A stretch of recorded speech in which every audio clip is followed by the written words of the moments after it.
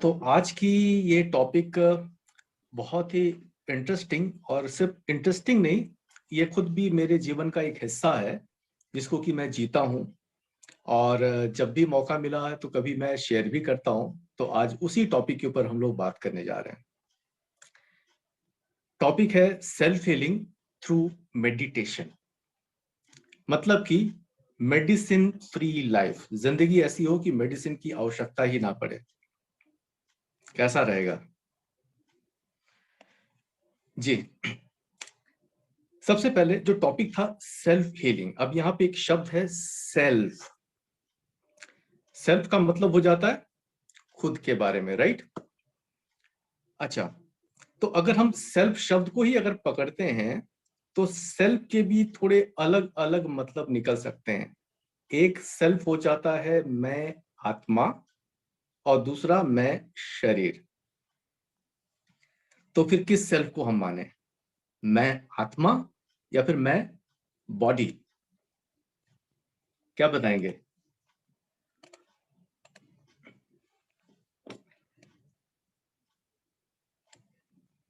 देखिए, आज हम दोनों की ही बात करेंगे, सेल्फ आत्मा की भी बात कर लेंगे, और अगर सेल्फ को बॉडी के हिसाब से भी समझते हैं तो फिर यहाँ पे क्या क्या बातें आती है उसकी भी बात करेंगे।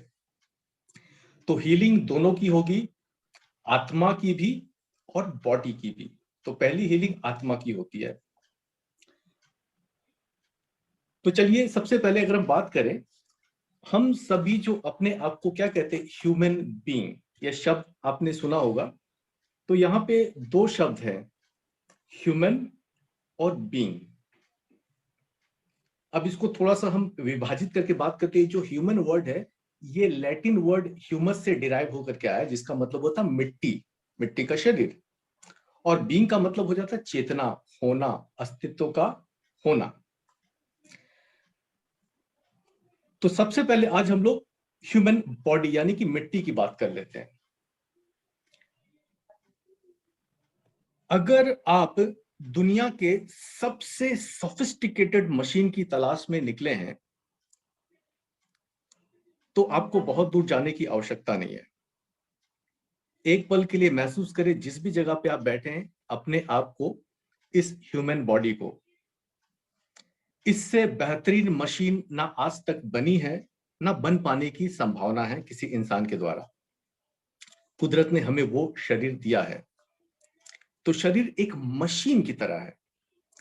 अगेन, जहां कहीं भी मशीन होती है तो मशीन भी अपने आप में वो अधूरी होती है जब तक कि उस मशीन को चलाने के लिए कोई ऊर्जा, एनर्जी ना हो।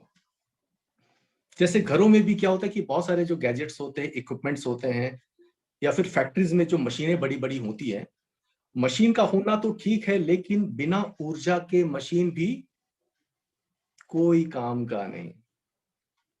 तो मशीन भी जरूरी है और ऊर्जा भी जरूरी है। तो आज हम ह्यूमन बॉडी यानी कि इस मशीन की भी बात करेंगे, और इस मशीन को चलाने वाली जो ऊर्जा है उस ऊर्जा की भी बात करेंगे।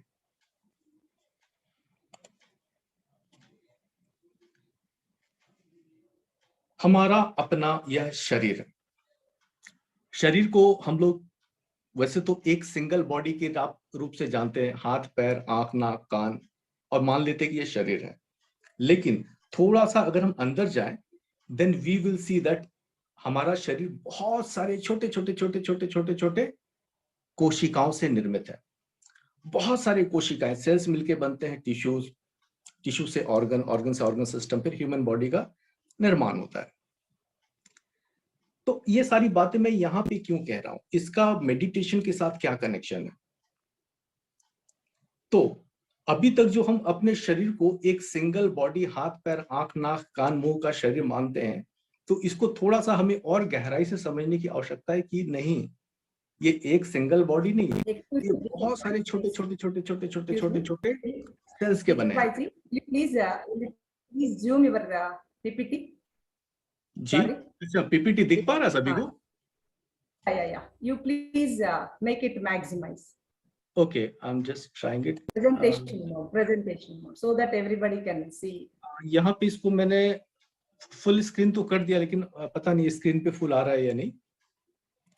Yeah, शायद yeah. नहीं आ रहा है। In bottom right side, view mode will be there. In bottom right side, view. हाँ, In that तो presentation.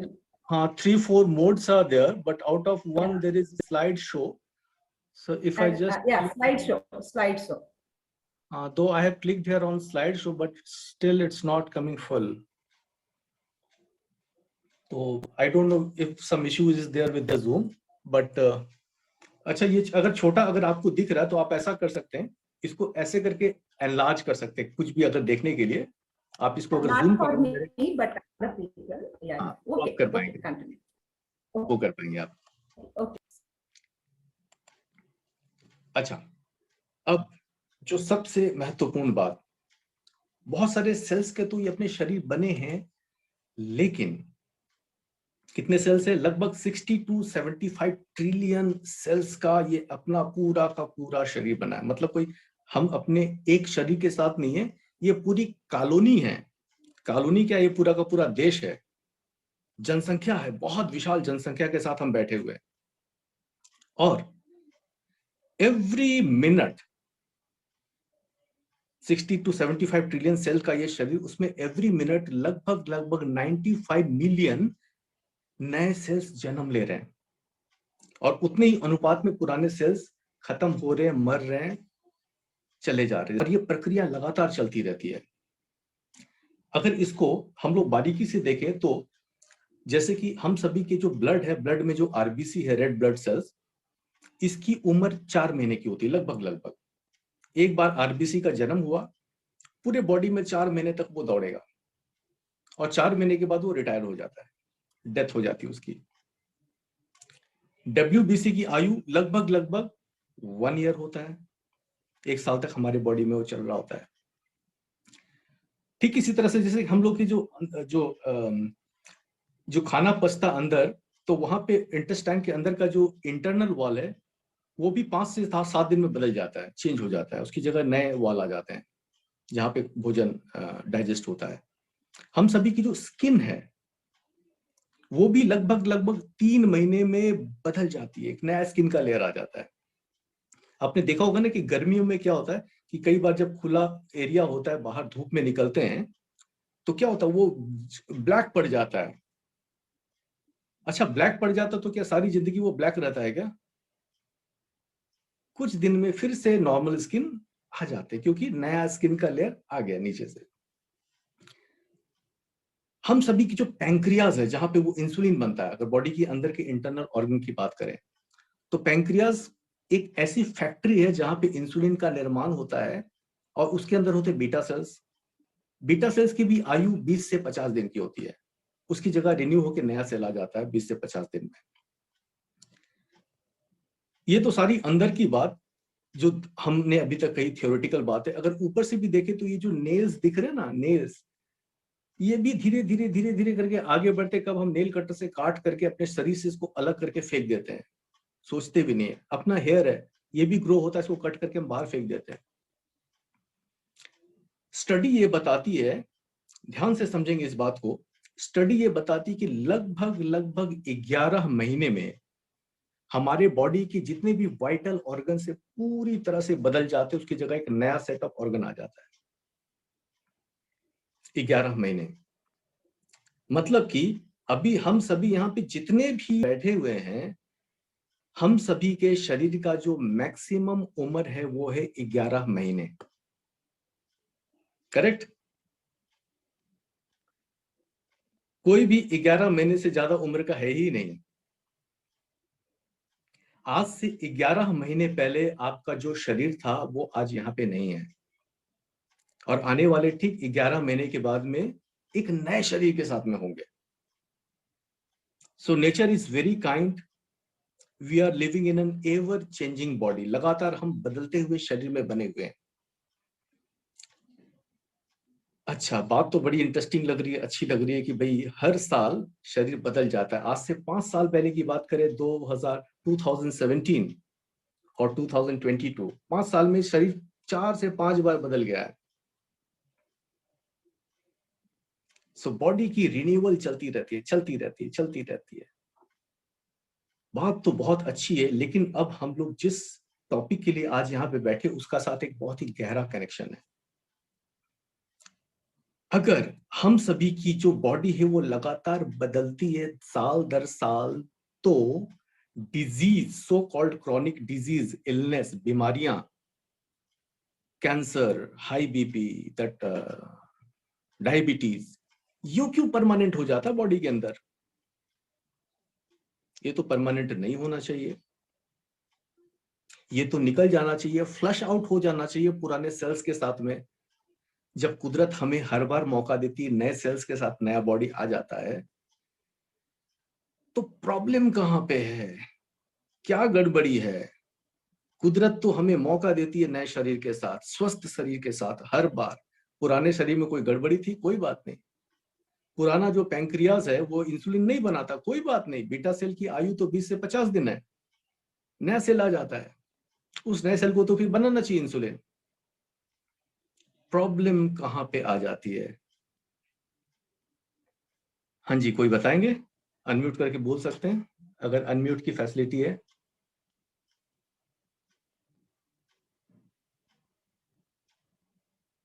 न्यू थॉट्स बनाने की ज्योति जी बताएं, रश्मि जी।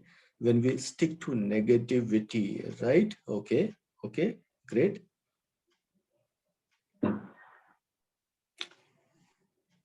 इस रहस्य को अगर हम समझ जाएं, बीमारी को हम अपने घर में टिकने ना दे। अपने घर मतलब इस घर में टिक ही नहीं सकता अगर इस रहस्य को हम समझ जाएं। जवाब बिल्कुल आ रहे हैं, बिल्कुल सही जवाब आ रहे हैं। Is the mind. हम लोगों ने अभी अभी जो बात की, ह्यूमन की बात करी, बॉडी की बात करी, बीइंग यानी कि चेतना यानी कि आत्मा की बात अभी अपने को करनी है। So it is the mind. और माइंड को हम लोग अक्सर करके बहुत हल्के रूप में ले लेते हैं, और यही सबसे बड़ी मिस्टेक हो जाती है अपने साथ। मन अथाह शक्ति अपने साथ समेट करके है, और अथाह शक्ति है हम सभी के मन में, रचना करने की शक्ति है। लेकिन इस रचना करने वाली इस अद्भुत शक्ति का कहीं ना कहीं गलती से हम दुरुपयोग कर बैठते हैं, due to wrong beliefs. According to doctors, most of the disease are psychosomatic by nature. जितने भी मैक्सिमम जो डिजीज है, बीमारियां हैं, वो साइकोसोमेटिक होते हैं, मन के द्वारा उपजी गई बीमारी। Psychosomatic mean, psycho mean mind, Soma मतलब बॉडी, साइकोसोमा साइकोसोमेटिक बॉडी डिजीज। तो जबकि ज्यादातर बीमारियों का जो उत्पत्ति मन से अगर होता है और मन के द्वारा वो मेंटेन्ड रहता है, तो उस बीमारी का जो जड़ का सॉल्यूशन कहीं ना कहीं माइंड में ही अपने को ढूंढना चाहिए। इनफैक्ट हम सभी की जो रॉन्ग बिलीफ की वजह से, क्योंकि बीमारी को हम बढ़ा चढ़ा करके अपने मन में बिठा लेते हैं, तो माइंड में जो चीज बैठा रहेगा उसका प्रोजेक्शन लगातार बार बार बॉडी के ऊपर में आता रहेगा। Because mind is the king, राजा है ये, और राजा का आदेश शरीर को मानना पड़ता है। अगर राजा की बिलीफ अगर बीमारी की रहेगी, तो शरीर में उत्पन्न होने वाले जो सेल्स है वो भी बीमारी वाले ही बार बार रिपीट होकर के जन्म लेंगे। Yes, over thinking just one of them. तो नाउ अब हमें माइंड को अगर हम एड्रेस करके बीमारी को शरीर से कैसे बाहर निकाल सकते हैं, इसके ऊपर हम लोग आएंगे। यस, माइंड के अंदर भी होता है एक सबकॉन्शियस माइंड, जो कि एक प्रोग्रामेबल माइंड है। तो उसके अंदर कोई भी बीमारी के संकल्प अगर एक बार घुस जाते हैं, तो शरीर को सबसे ज्यादा अगर कोई चीज बीमार करता है तो वो माइंड ही है। तो इसके लिए हमें क्या करना चाहिए, आज के इस प्रोग्राम में हम लोग बात करेंगे, और प्रैक्टिकली अपने जीवन में इसका एप्लीकेशन ले पाएंगे, इसका लाभ ले पाएंगे। जैसे जैसे ये सेशन आगे बढ़ेगा, वैसे वैसे हम सभी जवाब के बिल्कुल करीब आते जाएंगे। और इनफैक्ट जवाब को शायद मुझे बताने की जरूरत नहीं, आप खुद ही डिस्कवर कर लेंगे कि प्रॉब्लम तो ये था, सॉल्यूशन ये हो सकता है। चलिए अब बात करते हैं माइंड की, यानी कि आत्मा की। शरीर जो मशीन था उसकी बात हो गई, सेल्स के बने हुए 60-75 ट्रिलियन सेल के बने हैं, जो कि लगातार रिन्यू होता है। अब आत्मा यानी कि आई, यानी कि सेल्फ। तो आज हम लोग आत्मा की बात जरूर करेंगे, but we will talk in context with energy, ऊर्जा के संदर्भ में बात करेंगे। अब दुनिया में जितनी भी ऊर्जा है, जैसे कि ऊर्जा होती एनर्जी, उसका डेफिनेशन, साइंटिफिक डेफिनेशन है, energy in a body is its ability to do work. किसी भी बॉडी में, सिस्टम में अगर एनर्जी है तो वहां पे उसकी एबिलिटी होगी, काम करने की क्षमता होगी। तो दुनिया में जितनी भी एनर्जी है वो भी एनर्जी है, जैसे कि सोलर एनर्जी है, हीट एनर्जी है, विंड एनर्जी है, न्यूक्लियर एनर्जी है, फ्यूल एनर्जी है, जितनी भी एनर्जी है, तो इन सब की क्या है कैपेसिटी, ये काम कर सकती है। तो जो एनर्जी का डेफिनेशन है उसके अकॉर्डिंग से जितनी भी एनर्जी के सोर्स है ये परफेक्टली बैठते हैं। अब अगर हम माइंड यानी कि सोल को भी एनर्जी बोलेंगे तो इसको भी एज पर साइंस एनर्जी के डेफिनेशन में उसमें वैलिड होना चाहिए। यस, आत्मा भी काम करती है, इसमें भी वर्किंग एबिलिटी होती है। अच्छा, जब आत्मा भी काम करती है तो आत्मा का एनर्जी और जो फिजिकल जगत की जितनी भी एनर्जी है इसमें तो अंतर होना चाहिए कि एक ही है। जैसे कि इलेक्ट्रिकल एनर्जी, जैसे कि यहाँ पे वो एक CFL का बल्ब जल रहा है तो एनर्जी से जल रहा है, आत्मा भी एनर्जी है। तो क्या सवाल ये है कि आत्मा की एनर्जी से हम ट्यूबलाइट या बल्ब को जला पाएंगे या फैन को चला पाएंगे क्या? क्योंकि इसको तो हम एनर्जी बोल रहे हैं, तो काम करना चाहिए। तो क्या डिफरेंस होगा? जैसे कि इलेक्ट्रिकल एनर्जी ये बाह्य जगत की एनर्जी है, इलेक्ट्रिकल एनर्जी। सोल एनर्जी ये स्पिरिचुअल एनर्जी है। क्या डिफरेंस होगा दोनों के बीच में? देखिए, जितनी भी बाह्य जगत की ऊर्जा है वो सिर्फ और सिर्फ फिजिकल वर्क कर सकती है, मेंटल वर्क नहीं कर सकती है। मेंटल वर्क सिर्फ और सिर्फ सोल, आत्मा कर पाएगी, राइट? सोचने की शक्ति, समझने की शक्ति, अच्छा बुरा फील करने का ताकत ये आत्मा में होती है। अब बल्ब को नहीं पता कि मैं हूं या नहीं हूं, लेकिन आत्मा को पता कि मैं हूं। फैन सोच नहीं पाएगा कि मुझे चलना है कि नहीं चलना, लेकिन हम आत्मा सोच पाएंगे कि मुझे चलना है या फिर नहीं चलना। तो थिंकिंग एबिलिटी, सोच सकने की शक्ति ये आत्मा में होती है। बाकी दुनिया में जितनी भी एनर्जी है वो सोच नहीं सकती है। तो मतलब कि हमारा जो आत्मा है उसकी शक्ति से शरीर चल रही है, इस बात को हम कैसे समझें? ये किस तरह से हमारे बॉडी को चला रही है, जरा देखते हैं। एक लिविंग बॉडी और एक डेड बॉडी में फर्क क्या है, यहां से अपने को पता चलेगा कि ऊर्जा का, आत्मा का महत्व कितना है।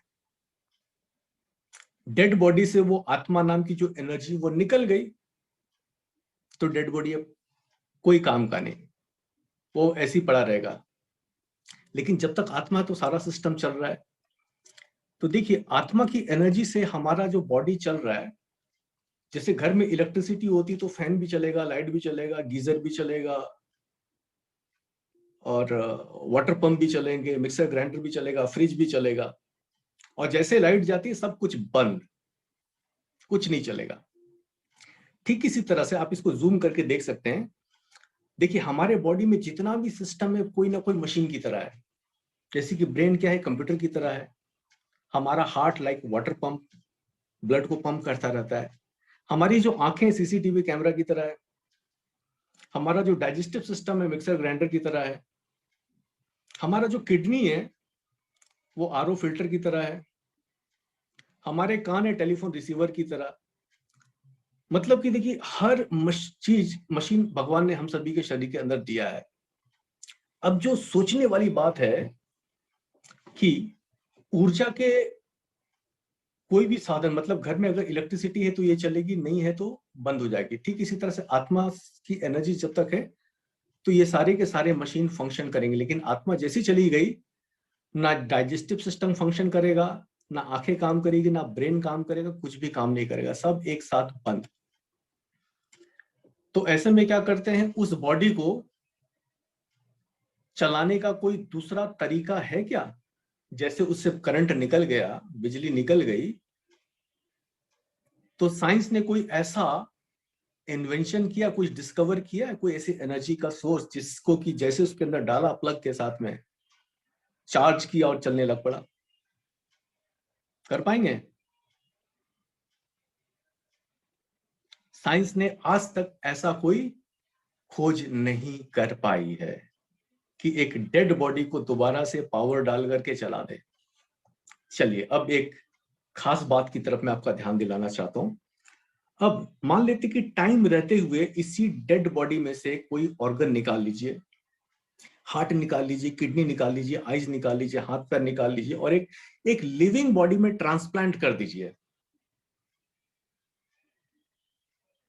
हार्ट, किडनी जो भी है, चलना चालू हो जाएगा। जहां पे इसकी जरूरत है ऐसे बॉडी में डालेंगे तो हार्ट चलना शुरू हो जाएगा, करेक्ट? अच्छा, तो देखिए अभी हम क्या कर रहे थे, अभी सोचे थे ये डेड बॉडी हो गया, किसी काम का नहीं, इसको हम दोबारा नहीं चला सकते, तो इसको क्या कर रहे थे, जला दे रहे थे, दफना दे रहे थे। लेकिन इसी को हम, इसका जो किडनी इसको नहीं चला पा रहे थे, हार्ट नहीं चला पा रहे थे, लेकिन इसको जैसे हम लिविंग बॉडी में डाल दिए वहां पे वो चलना चालू हो गया। तो वहां पे ऐसा क्या चीज मिल गया इसको जिससे कि वो चलना चालू हो गया, जो कि डेड बॉडी में उसको नहीं मिल रहा था? क्या बोलेंगे?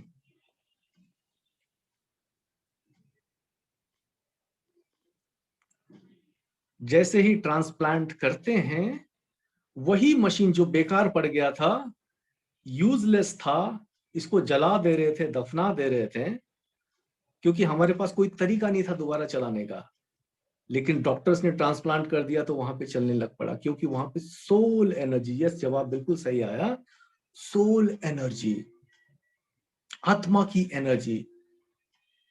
तो अब देखिए धीरे धीरे हम उस जगह पे एस्टेब्लिश हो रहे हैं, पहुंच रहे हैं कि आत्मा की शक्ति से शरीर के जितने भी ऑर्गन से काम कर रहे हैं।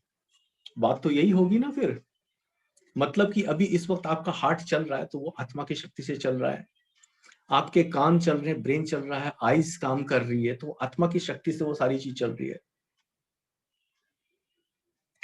जैसे घर में इलेक्ट्रिसिटी जब तक है तब तक सब चलेगा, गई तो सब कुछ बंद। अच्छा, तो एक क्वेश्चन फिर यहाँ पे बनेगा ना कि भाई हमारे बॉडी को शक्ति फिर कहाँ से मिल रही है? वो जो चावल दाल रोटी सब्जी खाते हैं हम, उससे मिल रही है कि फिर आत्मा की शक्ति? फिर क्या मानेंगे? या तो कंफ्यूजन हो गया, थोड़ा डाउट हो गया, क्या कहेंगे? हाँ जी, हम तो खूब खाते हैं, नाश्ता भी करते हैं, फिर भोजन भी करते हैं, तो जो थोड़ा एनर्जी कम लग रहा थोड़ा सा खा लेते हैं, अच्छे से भूख लगी है खा लेते हैं। तो एनर्जी कहाँ से अपने को मिल रही है? तो डाउट हो गया, कंफ्यूजन, कि आत्मा की एनर्जी या फिर शरीर का एनर्जी। चलिए इस पे आगे हम लोग बढ़ते हैं। जैसे कि कार होता है ना, कार कार चलाते हैं तो उसमें भी दो तरह की एनर्जी काम करती है, एक है बैटरी की एनर्जी और एक है फ्यूल की एनर्जी, राइट? दोनों का महत्व है। क्या होता है कि कार के अंदर जो इंजन होता है उसके अंदर सिलेंडर होता है, उसके अंदर पिस्टन लगे होते हैं, एक तरफ से फ्यूल इंजेक्ट होता है, दूसरी तरफ से बैटरी की स्पार्क जाती है, तो फ्यूल जलता है, तो फिर पिस्टन ऊपर नीचे होता है, इंजन ऑन होता है, गाड़ी चलती है। अब अगर गाड़ी में बैटरी निकाल दी जाए, पेट्रोल टैंक फुल कर दें, गाड़ी नहीं चलेगी। या फिर गाड़ी में बैटरी तो है लेकिन पेट्रोल टैंक खाली है, तो भी गाड़ी नहीं चलेगी। दोनों का महत्व है। तो हम लोग जो अपना कार या स्कूटी चलाते हैं तो अपने को पता है कि भाई हॉर्न जो है वो बैटरी से चलता है, हेडलाइट है वो बैटरी से चलता है, इंजन है वो इससे चलता है, क्या कहते हैं, फ्यूल से चलता है। तो इतना समझ हम लोग रखते हैं उस कार के बारे में। लेकिन इस कार के बारे में भी थोड़ा सा समझ की आवश्यकता हो जाएगी ना फिर, कि ये कार किस एनर्जी से, किस फ्यूल से चलता है। बैटरी को भी चेक करना है, तो फ्यूल को भी चेक करना है, और आत्मा को परमात्मा से शक्ति मिल रही है। बिल्कुल बिल्कुल बिल्कुल, इन चीजों पे हम लोग आ रहे हैं, बिल्कुल आ रहे हैं। अच्छा चलिए, एक एक सवाल होगा यहाँ पे, क्योंकि हम लोग एक पॉइंट पे पहुंचे कि आत्मा की एनर्जी से, वोल्टेज से, करंट से, कुछ भी मान ले समझने के लिए आसानी होगी, बिजली से ये मशीन चल रहा है। तो बिजली का ध्यान रखने के लिए हमें क्या करना पड़ेगा? भोजन का ध्यान तो रखते हैं, लेकिन बिजली का भी ध्यान रखने के लिए कुछ करना पड़ेगा ना।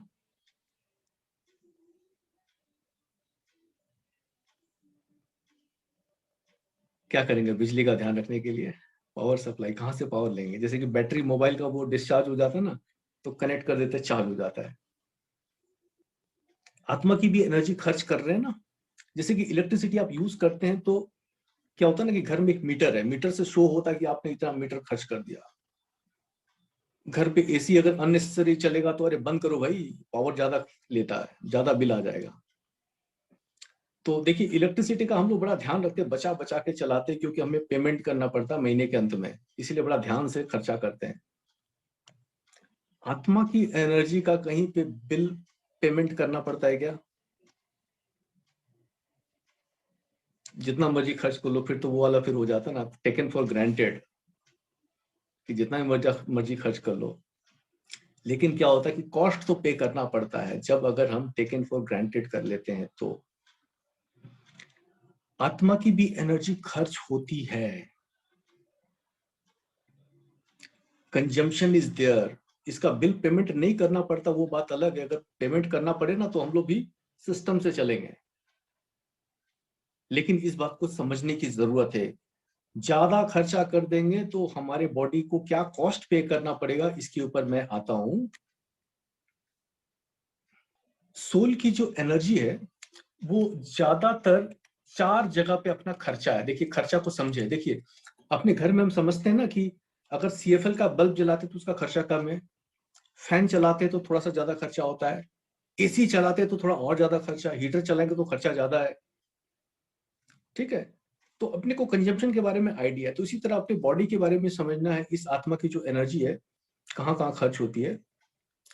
देखिए, मैं स्लाइड को स्टॉप करता हूँ। देखिए, आत्मा की जो शक्ति है, शुरू में मैंने बताया था कि आत्मा एक एनर्जी है, तो ये फिजिकल वर्क भी करती है और मेंटल वर्क भी करती है। तो फिजिकल बॉडी के साथ जो लगातार वर्क करते हैं, हम चलते फिरते हैं, काम करते हैं, मेहनत करते हैं, दौड़ते हैं, तो उसमें भी थोड़ा थोड़ा थोड़ा थोड़ा आत्मा की एनर्जी रोज खर्चा हो रही है। दूसरा जो सबसे बड़ा खर्चा है, वो है माइंड का, मेंटल लेवल पे। ये सबसे बड़ा खर्च करने का जगह है। भगवान इक्वली सभी को पावर देता है, लेकिन उसका जो खर्चा है वो डिपेंड करता है कि हमने, किसी ने कम किया, किसी ने ज्यादा किया। तो सबसे ज्यादा जो खर्च होता है वो माइंड के लेवल पे होता है। इस थोड़ा सा चीज को देखें यहाँ पे, स्पिरिचुअल एनर्जी का जो खर्चा है, इसको आप ऐसे जूम भी कर सकते हैं।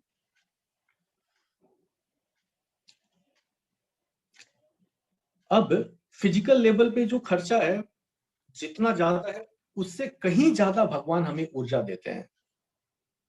मतलब कि अगर मेंटल लेवल पे हम अननेसेसरी लेवल पे ज्यादा खर्चा ना करें तो सफिशियंट है, मोर देन सफिशियंट है। तो स्पिरिचुअल एनर्जी का खर्चा फिजिकल लेवल पे, मेंटल लेवल पे, ग्रोथ पे, रिपेयर वर्क पे। अब मेंटल लेवल पे खर्चा जो सबसे ज्यादा होता है, कहाँ पे होता है? थॉट्स के फॉर्म में। थॉट्स कितने तरह के होते हैं? 4 तरह के होते हैं। विचार, विचार कह लें या इमोशंस कह लें। पॉजिटिव, नेसेसरी, वेस्ट और नेगेटिव। देखिए, पॉजिटिव थॉट्स ये एलिवेटेड थॉट्स है। इससे क्या होता है कि खर्चा बहुत ही कम के बराबर है, ना के बराबर खर्चा रहता है। नेसेसरी थॉट्स वो थॉट्स होते हैं जो कि घरेलू काम में करना है, ऑफिस जाना है, घर के काम करने हैं, तो डे टू डे लाइफ से रिलेटेड जो भी थॉट्स है, प्रोडक्टिव थॉट्स है, नेसेसरी थॉट्स कैटेगरी में। इसमें भी बिजली खर्चा होती है, लेकिन इतना ज्यादा खर्चा नहीं है।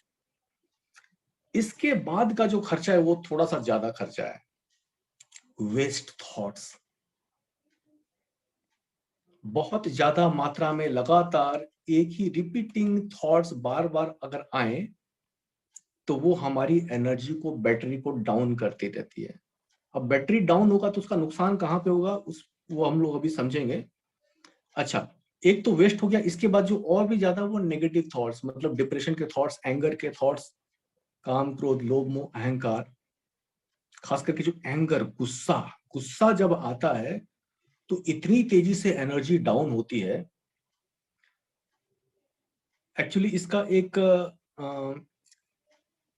एक हम डेमोन्स्ट्रेशन भी करते हैं, बट वो समय की अभाव की वजह से वो डेमोन्स्ट्रेशन शायद ना कर पाए। तो उसमें क्या होता है कि एंगर हमारी बॉडी की स्पिरिचुअल एनर्जी इतनी डाउन कर देती है, एक बार गुस्सा करते तो कम से कम 2 से 3 घंटा का टाइम लगता है एनर्जी को दोबारा से अपने लेवल पे आने में। और इसका नुकसान हमारे बॉडी के ऑर्गन्स के ऊपर बहुत ही जबरदस्त पड़ता है। लो वोल्टेज क्या होता है इसको समझते हैं। देखिए, घर में भी बिजली अगर लो वोल्टेज की हो गई, कई बार कई शहरों में ऐसा होता है ना कि ओवर यूज होने की वजह से शहर में एकदम से वोल्टेज नीचे आ गया।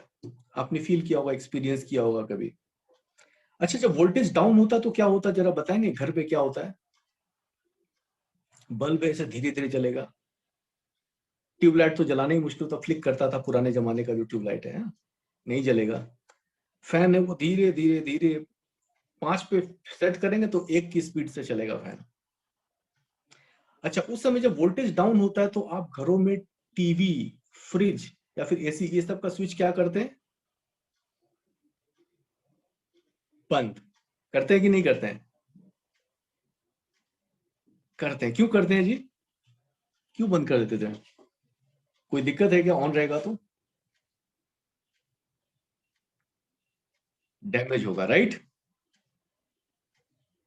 क्योंकि वो जो दुकानदार ने बताया था कि भाई इसका राइट वोल्टेज में चलाइएगा, दूसरा वोल्टेज में चलाएंगे फूक जाएगा, खराब हो जाएगा। It affects human, right?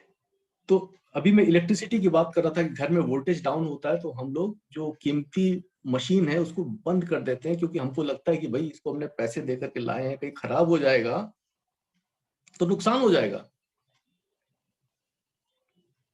एक पल के लिए इस शरीर के बारे में सोचिए। इसके अंदर भी मशीन है, छोटे छोटे मशीन है। डाइजेस्टिव सिस्टम की बात किया, वो मिक्सर ग्राइंडर की तरह ना। हार्ट क्या है? वाटर पंप की तरह है। आंखें सीसीटीवी की तरह है। तो जरा सोचिए कि यहाँ पे अगर वोल्टेज डाउन होगा तो बॉडी के ऑर्गन के ऊपर असर पड़ेगा कि नहीं पड़ेगा? शरीर कितना अंदर से मजबूर होगा, उसको कितना तकलीफ होगा चलने में, कितना मुश्किल से फंक्शन करेगा। और बार बार अगर एक ही थॉट पैटर्न अपना है, हम अपनी एनर्जी को, बिजली को डाउन कर देते हैं, बिजली को वेस्ट कर देते हैं, तो इंटरनली ऊपर से पता नहीं चलता, लगता है कि सब नॉर्मल है, थोड़ा मूड ऑफ है, कोई बात नहीं। कोई बात नहीं, नहीं बहुत बात है। थोड़ा सा जो मूड ऑफ हुआ वो आपका यहाँ पे हुआ, लेकिन बॉडी के अंदर क्या गुजरती वो तो बॉडी को पता है। बहुत मुश्किल होता है शरीर को।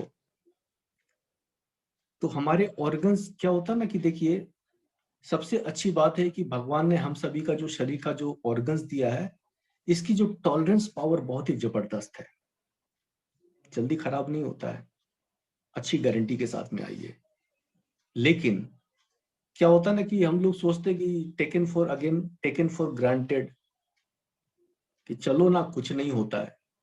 कुछ नहीं होता नहीं है, बहुत कुछ होता है। जब तक चल रहा है चल रहा है, लेकिन जिस दिन बैठ गया ना तो फिर उसको उठाना मुश्किल होगा। तो शुरू से हम ध्यान रखें। तो अब बिजली जो लो वोल्टेज हो जाता है, इससे क्या क्या डैमेज होती है, और दूसरी सबसे बड़ी बात है कि हाँ, बीमारी आना शुरू हो जाता है, क्योंकि जो हीलिंग मैकेनिज्म है वो स्लो डाउन हो जाता है बॉडी का। देखिए, यहाँ पे लिमिटेड करंट है, बिजली है। तो जब लिमिटेड बिजली होती है तो उस समय उस बिजली का जो सबसे नंबर 1 का प्रायोरिटी का काम है, शरीर को चलाना, सारे ऑर्गन सिस्टम चलता रहे, ये नंबर 1 काम है। दूसरे नंबर का जो प्रायोरिटी पे है वो है हीलिंग, रिस्टोरेशन। कहीं भी गड़बड़ी हो गया, डैमेज हो गया, जैसे घरों में भी आपका एक बजट होता है हर महीने का, कि मेरा फिक्स इतने महीने का खर्चा है, दाल चावल रोटी लाना है, बिजली बिल देना है, ये करना है, वो करना है, एक फिक्स अमाउंट है। लेकिन क्या होता है कि अचानक से घर में कोई, मान लेते कि डैमेज हो गया, कार चलाते चलाते एक्सीडेंट हो गया, अब क्या है कि अचानक से पता चला 20-30 हजार रुपए का खर्चा है। अगर उस समय अपना बजट अलाउ करता तो उसी महीने चलो खर्चा करके डैमेज को ठीक कर लें। लेकिन अगर अपना बजट अपने को अलाउ नहीं करता है, तो हम उस डैमेज को क्या करते हैं बताइए तो? उसको पोस्टपोन कर देते हैं ना, वो खर्चा, एक्स्ट्रा खर्चा को पोस्टपोन करते हैं। ठीक इसी तरह से हमारा जो, अगर यहाँ पे लो वोल्टेज मेंटेन्ड है, तो बॉडी के अंदर जो डैमेज होता है तो उस डैमेज को रिकवर या रिपेयर करने का जो एक ऑटोमेटेड तरीका होता है उसको बॉडी पोस्टपोन कर देता है, क्योंकि बॉडी के लिए सबसे जरूरी चीज क्या है, पहले नॉर्मल फंक्शनिंग, हीलिंग बाद में। इस सूत्र को समझिए, सबसे पहला प्रायोरिटी है नॉर्मल फंक्शनिंग, वो ऑप्टिमम लेवल पे होना चाहिए। हार्ट को मान लीजिए 30 का वोल्ट चाहिए, आंखों को 10 वोल्ट चाहिए, कान को 5 वोल्ट चाहिए वोल्टेज, ठीक है। तो हर एक की अपनी रिक्वायरमेंट है, तो यहां से उसको सप्लाई देना पड़ता है। अब पता चला कि हार्ट को ही 30 यूनिट चाहिए, उसको 25 या 28 यूनिट पे चलाना पड़ रहा है। तो ये जो मैनेजर अंदर बैठा हुआ बोलेगा कि भाई ऐसा है कि यहाँ पे फंक्शन करने के लिए जो एनर्जी है वो थोड़ा सा कम पड़ रहा है, अभी जो डैमेज हुआ इस डैमेज को आप बाद में रिपेयर करो, अभी मत करो। बॉडी का इंटरनल जो इंटेलिजेंस है उसको क्या करता है, स्लो डाउन कर देता है। बिकॉज रिपेयर वर्क में भी अच्छी खासी एनर्जी की जरूरत पड़ती है। क्यों पड़ती है हम इस पे आएंगे। हालांकि आज हम लोग का 1 घंटे का ये टॉपिक है, ये तो फुल डे का लगभग वर्कशॉप होता है पूरे दिन का, लेकिन ये फिर भी 1 घंटे में हम लोग जहां तक हो सके इसको हम लोग कवर कर रहे हैं।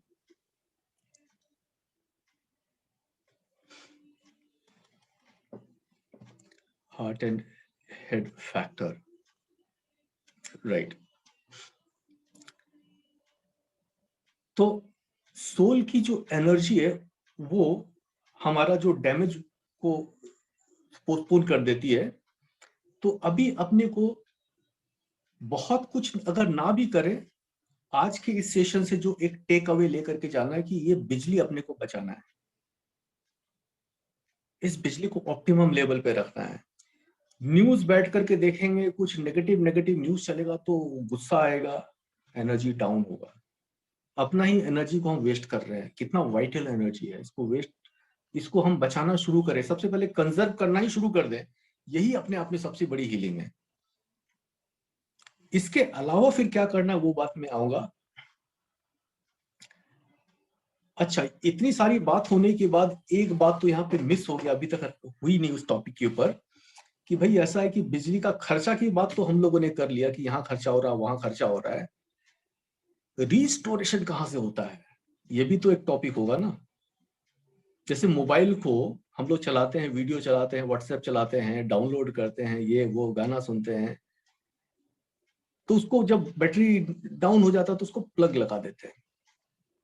आत्मा की भी एनर्जी अगर खर्च होती है तो उसको हम रिस्टोर कहाँ से करते हैं, कैसे करते हैं, क्या जवाब होगा। करते तो होंगे, बिकॉज एनर्जी का सिद्धांत है, अगर खर्चा है तो रिस्टोर भी करने के लिए कोई सोर्स होना चाहिए। विदाउट सोर्स ये साइंस नहीं है, ये there must have to be some science behind it. Yoga, Tarun जी ने बताया, हाँ योग तो है। अच्छा, लेकिन फिर सारी दुनिया तो योग करती नहीं है, तो बैटरी तो सबका चल रहा है, लेकिन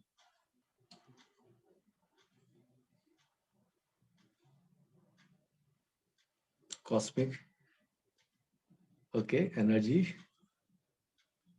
चेतना जी ने लिखा। देखिए, नॉर्मल स्लीप, वाह, बिल्कुल जवाब पे आ रहे हैं सामने, रेस्ट, ओके। देखिए, हम लोग भोजन लेते हैं, पानी लेते हैं, श्वास लेते हैं, इसके अलावा एक और बहुत जरूरी काम करते हैं, वो है नींद, स्लीप। करते हैं कि नहीं, हर कोई करते हैं, मैं समझता हूँ जहां जितने भी बैठे हैं हर कोई करते हैं। और कितने करते हैं, आधा घंटा, 2 घंटा, 3 घंटा करते हैं, कितना करते हैं, कम से कम 6 घंटे, 6-8 घंटे, राइट। अच्छा खासा टाइम हम सोने में लगाते हैं। देखिए, किसी भी व्यक्ति की अगर उम्र 100 साल है तो 100 साल में लगभग वो 28 to 30 ईयर्स पूरा सोकर गुजारता है। एक लंबा समय हम अपनी जिंदगी का स्लीप में बिताते हैं। भाई टाइम तो बड़ी इंपॉर्टेंट चीज होती है, बहुत कीमती चीज होती है ना। कोई 5 मिनट भी टाइम खराब करता तो लगता है अरे भाई टाइम खराब कर दिया। और 6 घंटा 8 घंटा रोज, अब क्या कहेंगे, खराब कहेंगे, क्या बोले किसको, इसके बारे में विशेष ज्यादा सोचते नहीं है। यस, हम नींद करते हैं बिकॉज ये इतना ही इंपॉर्टेंट है, बिना नींद के हम रह ना पाए। नींद हम क्यों करते हैं, वाई डू वी स्लीप, क्या है साइंटिफिक एक्सप्लेनेशन। गूगल करें। अच्छा, अगर देखेंगे तो पाएंगे कि स्लीप का जितना भी थ्योरी है, सारे थ्योरीज तो हैं, लेकिन ultimately at the end it is said कि दो it is not fully valid, कि क्यों किस वजह से हम सोते हैं, ये साइंटिफिक एक्सप्लेनेशन के दायरे से बाहर है।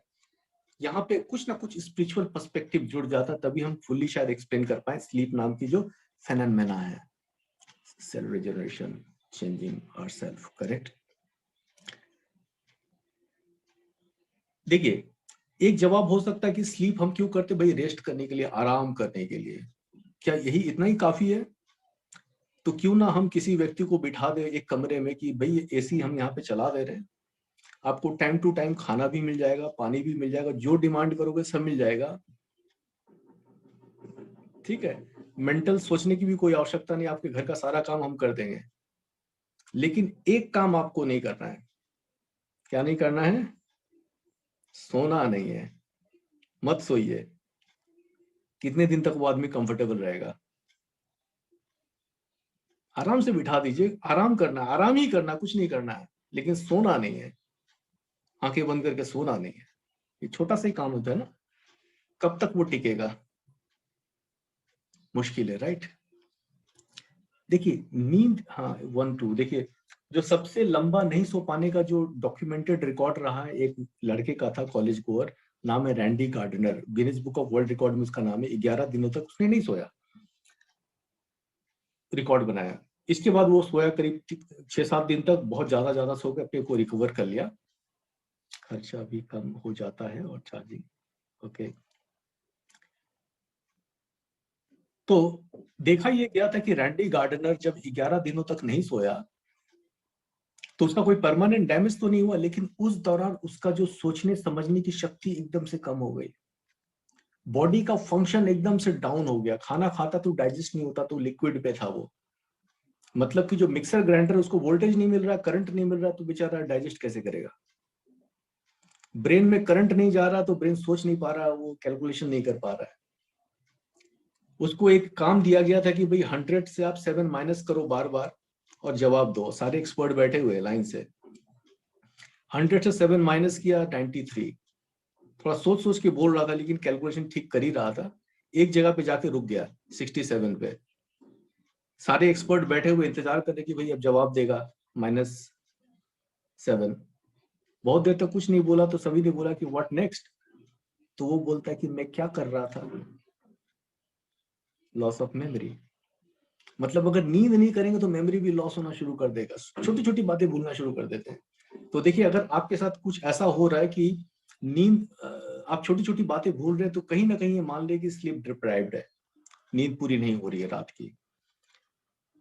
और नींद पूरी नहीं हो रही तो मतलब कि वोल्टेज, मतलब जो अपना मोबाइल का बैटरी है 60% चार्ज हो रहा है, 70% चार्ज हो रहा है, 100% चार्ज नहीं हो रहा है। अच्छा, तो जो स्लीप हम करते हैं, तो बेसिकली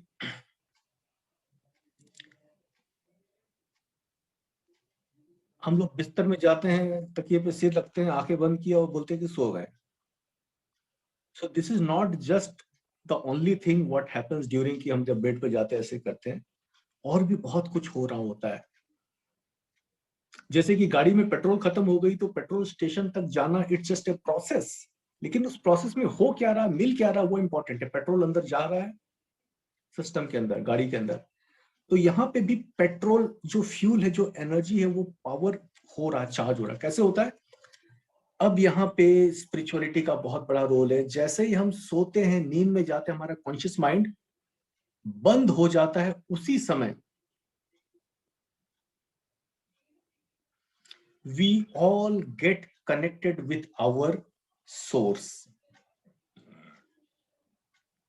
ऊर्जा का जो भंडार है, स्पिरिचुअल एनर्जी का भंडार है। और एनर्जी का लॉ है, energy always flows from higher potential to lower potential. समझते हैं कि दुनिया में जितने भी चेतनाएं हैं, हर चेतना, देखिए हर कोई सोता है, हर कोई नींद करता है। नींद क्यों करता है? क्योंकि उनको करंट लेना है, चार्ज होना है, तभी वो नींद करता है। Meditation is the solution. Meditation मतलब योग। योग भी दो तरह के योग होते हैं, एक होते योग निद्रा, और दूसरा होता है निद्रा योग। योग, और पूरी दुनिया योग करती है, बिना योग का कोई रह नहीं सकता। हर कोई योग करता है, कनेक्ट होता है। योग मतलब टू कनेक्ट। सारी दुनिया की आत्माएं, प्राणी वो योग करती हैं। फर्क सिर्फ इतना है कि जो जानबूझ करके समझ के करते उसको कहते योग निद्रा, मतलब योग में भी निद्रा जैसी स्थिति, मन को शांत कर लिया। और दूसरा हो गया निद्रा योग, सारी दुनिया निद्रा योग करती है और उसी निद्रा योग से वो हायर पावर सोर्स से कनेक्ट करती है। जो भी जिस ब्रह्मांड की आत्मा है अपने सोर्स, अपने रचयिता के साथ बाय डिफॉल्ट कनेक्ट हो जाती है और एनर्जी लेना शुरू कर देती है 6 घंटे तक। ये ठीक ऐसा है जैसे कि मोबाइल में क्या होता है ना, आपके मोबाइल में आपने देखा कि टावर होता है ना, वो सिग्नल, तो सिग्नल है मतलब क्या, वो कि आपको पता नहीं चल रहा लेकिन आपका मोबाइल सामने किसी ना किसी टावर के साथ में कनेक्टेड है। किस टावर के साथ आपको पता नहीं है, लेकिन किसी टावर के साथ कनेक्टेड है। लेकिन जैसे आप अपने शहर से गाड़ी में बैठ के दूसरे शहर जाते हैं, मान लेते हैं, अब बीच में गांव पड़ता है, जंगल पड़ता है, वहां पे आप देखते अरे मोबाइल से तो टावर गायब हो गया, सिग्नल गायब हो गया, मैंने आसपास कोई टावर नहीं है। लेकिन जैसे ही शहर में एंटर करते हैं तुरंत आपका मोबाइल अपने टावर के साथ कनेक्ट हो जाता है। जहां कहीं भी देखा वो सर्च करता है, भाई कहाँ है कहाँ है कहाँ है, जहां टावर मिला उसके साथ उसको जोड़ लेता है अपना नियरेस्ट टावर के साथ में। ठीक इसी तरह स्लीप में जैसे ही आत्माएं जाती हैं, वो अपना जो नियरेस्ट टावर की तो बात नहीं, अपना जो क्रिएटर है जहां से उस आत्मा की रचना हुई, वो अपने बाप के साथ, पिता के साथ वो कनेक्ट हो जाता है। नींद क्यों जरूरी, नींद के टाइम पे क्यों होता है, क्योंकि जो सोर्स है वो भी इनफाइनाइट जो सोर्स है, या फिर वो एब्सोल्यूट साइलेंट की अवस्था में है। और मन अगर यहाँ पे जागृत है तो वो एब्सोल्यूट साइलेंस तो नहीं होगा ना। So that is why just to match the energy, the frequency, we need to go to absolute silent state. And that happens during deep sleep. Now, deep sleep की भी अगर बात करें तो आज अपना सेशन का भी जस्ट थोड़ा समाप्ति का टाइम है। मैं 5 से 10 मिनट का टाइम लूंगा और स्लीप को मैं थोड़ा एक्सप्लेन कर दूंगा कि स्लीप में हम करंट कैसे लेते हैं।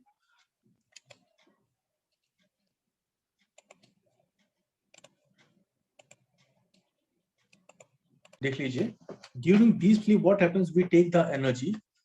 अब एनर्जी जो होता है हम सभी के शरीर में कैसे आता है उसकी भी मैकेनिज्म देख लीजिए। सुप्रीम सोल जो है उसके साथ सारी दुनिया की आत्मा कनेक्टेड है, जो भी अपने अपने रचयिता से हैं। तो नींद के टाइम पे उनका कॉन्शियस माइंड सो जाता है, कॉन्शियस माइंड का डिस्ट्रैक्शन खत्म हो जाता है, तुरंत अपने फ्रीक्वेंसी को मैच कर लेता है वो अपने क्रिएटर के साथ में। और माइंड में वो एनर्जी आती है, माइंड से एनर्जी ब्रेन में कन्वर्ट होता है, ट्रांसफॉर्म होता है, ब्रेन से स्पाइनल कॉर्ड के थ्रू पूरे बॉडी के एक एक सेल में जाता है। और बॉडी के एक एक सेल से पहुंचता हुआ, सेल के अंदर भी वो न्यूक्लियस होती है, माइटोकॉन्ड्रियान होती है, और उसके अंदर भी एक केमिकल बनता है, इसको बोलते हैं एटीपी। अच्छा, ये थोड़ा सा मैं डिटेलिंग में जा रहा था बट ये इंपॉर्टेंट है, मैं लेकिन इसको शॉर्ट में मैं बता देता हूँ। सेल के अंदर, माइटोकॉन्ड्रिया के अंदर बनती है एटीपी, एडिनोसिन ट्राइफॉस्फेट। एटीपी को एनर्जी की भी करेंसी कहते हैं।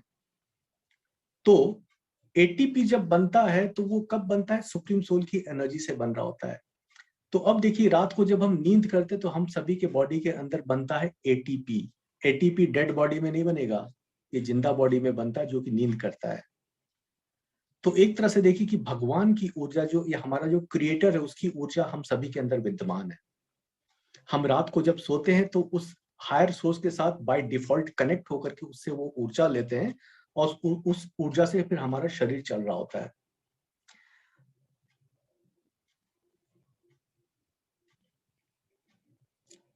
तो स्लीप जो होता है,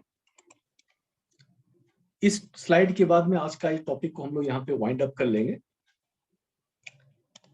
अपनी जो स्लीप होती है, हम अगर 6 घंटे की नींद लेते हैं तो 6 घंटे की नींद को हम लोग साइकिल में डिवाइड कर लें। ये बात मैं इसलिए यहाँ पे बोल रहा हूँ ताकि इसके साथ आप थोड़ा सा कनेक्ट कर पाएं और अपने लाइफस्टाइल में इस चीज को अगर अडॉप्ट करें तो आपको बहुत बेनिफिट मिलेगा इसका। इस स्लीप साइकिल को समझते हुए अगर अपने स्लीप को आप थोड़ा सा एक शेड्यूल दे देते हैं। हम सभी के मस्तिष्क से ब्रेन वेव्स निकलते हैं, इलेक्ट्रोमैग्नेटिक करंट्स। तो उसको कैटेगराइज किया गया, साइंटिस्ट ने कैटेगराइज किया beta wave, alpha wave, theta wave और डेल्टा वेव। अब जब जागृत अवस्था में हम लोग होते हैं तो हम सभी का जो मस्तिष्क से तरंगे निकलती है वो बीटा ब्रेन वेव्स होती हैं। 14 to 20 हार्ट्स दिखाया गया है, 14 साइकिल टू 20 साइकिल पर सेकंड। जब हम मेडिटेटिव स्टेट में जाते हैं तो 8 to 13 हार्ट्स ध्यान की अवस्था में स्लो डाउन हो जाता है। अच्छा, अल्फा की भी बहुत महत्व है। इनफैक्ट अगर अल्फा के ऊपर अगर हम बात करें तो अगेन 1 आवर का एक अलग सेशन हो जाएगा। तो ये बहुत ही बेनिफिशियल ब्रेन वेव्स है। और मैं बताना चाहूँ कि अल्फा ब्रेन वेव एक ऐसा आइडियल ब्रेन वेव है जब हमारे बॉडी के अंदर वो हीलिंग मैकेनिज्म चालू हो जाती है। अल्फा एंड डेल्टा ये दो ब्रेन वेव बहुत ही ज्यादा हमारे बॉडी एंड माइंड के लिए हीलिंग प्रॉपर्टी रखता है। हमारे बॉडी के अंदर वो तमाम जो गुड हार्मोन्स है, पॉजिटिव हार्मोन्स है, वो अल्फा ब्रेन वेव में बहुत ही ऑप्टिमम लेवल पे बन रहा होता है, सीक्रेट हो रहा होता है। अब देखिए, हमारा बॉडी वो दुनिया का सारा मेडिसिन बना सकता है। हमारा एक लीवर और हमारा ब्रेन, ये दो, लीवर को सेकंड ब्रेन भी कहा जाता है। तो ये दो ऐसी जगह जहां पे हर तरह के केमिकल्स दवाई बन सकती है। बाहर से दवाइयां लेने की कोई आवश्यकता नहीं है।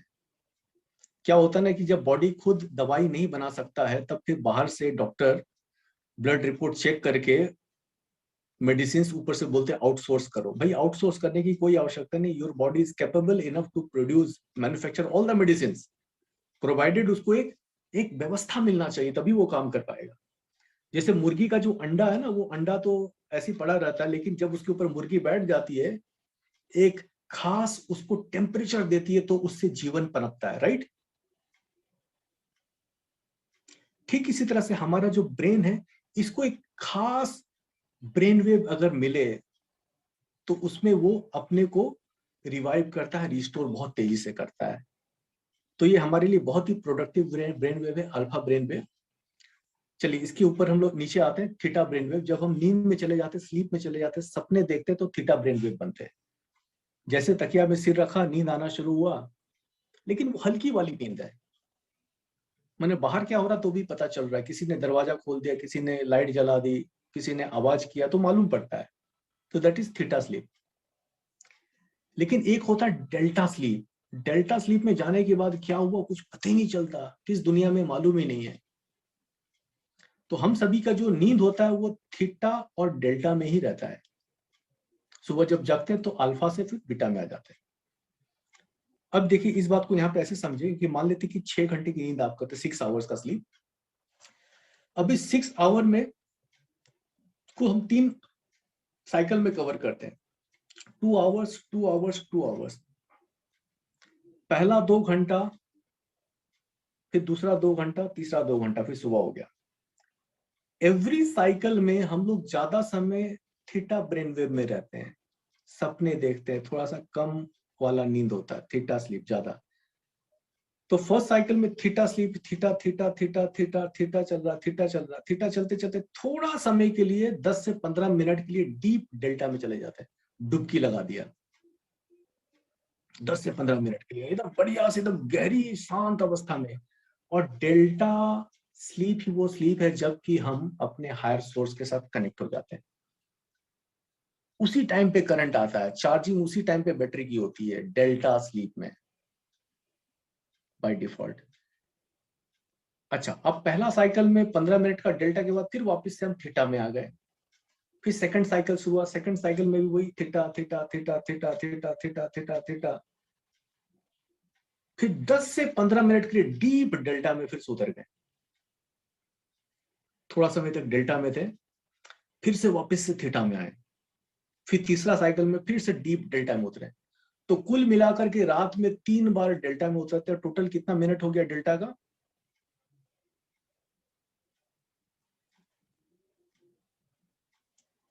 लगभग 40 मिनट, 30-40 मिनट्स, राइट। तो पूरी रात में हम लोग जो 40 मिनट का डेल्टा लेते हैं वही एक्चुअल में प्योर स्लीप है। और उसी स्लीप के दौरान में हमारा माइंड बॉडी पूरा चार्ज होता है, बैटरी चार्ज होती है। सुबह जब उठते हैं मान लेते कि बिना थकान की नींद खुलती है, बड़े आराम से आंखें खुल जाती है, मतलब बैटरी 100% चार्ज, आंखें खुल जाएगी।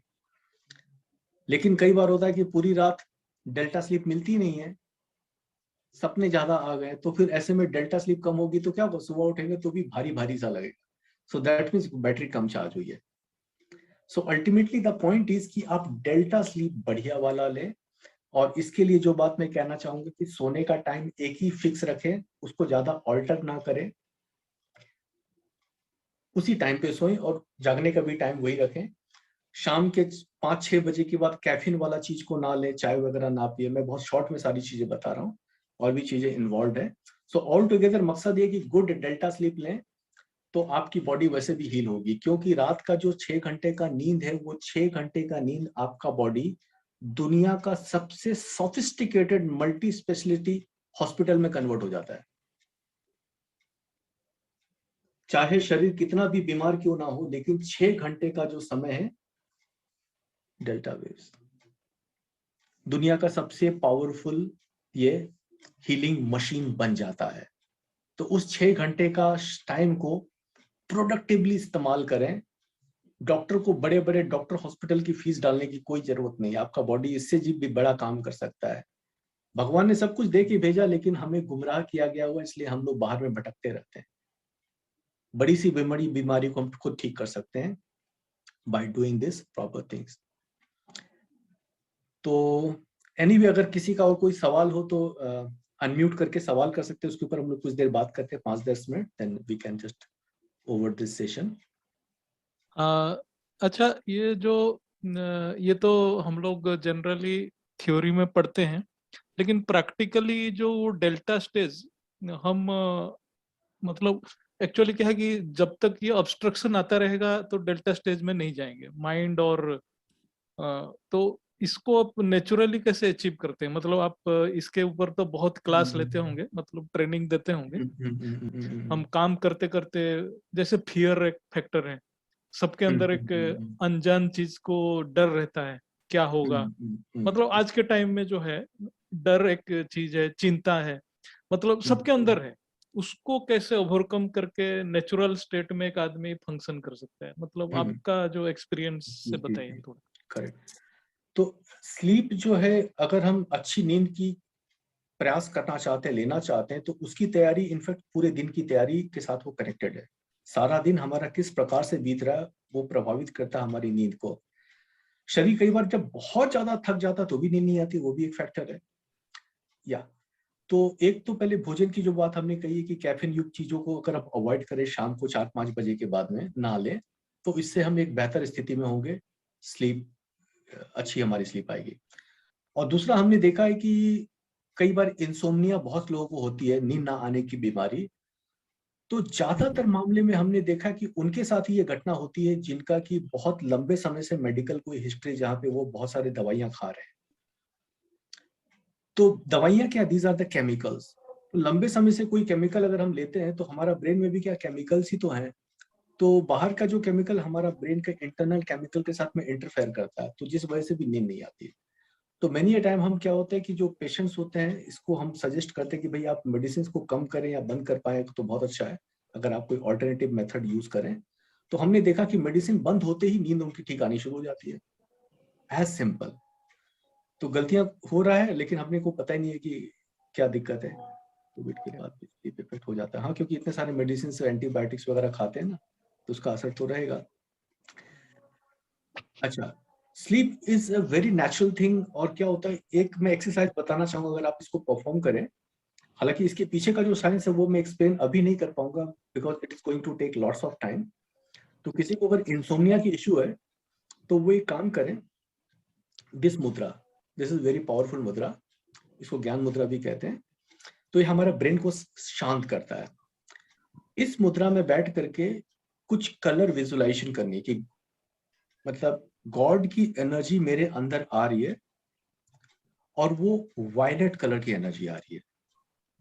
सो why violet, then it will again be a question, लेकिन फिलहाल ये जान ले कि वायलेट कलर, बैगनी रंग की ऊर्जा हमारे मस्तिष्क में प्रवेश हो रही है, और मस्तिष्क को बहुत ही आराम मिल रहा है।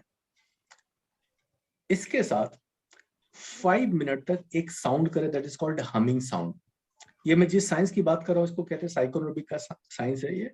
इसमें क्या करना होता है, जीभ को उल्टा से टच करके तालू से लगा के, जैसे कि भ्रमरी होती है ना,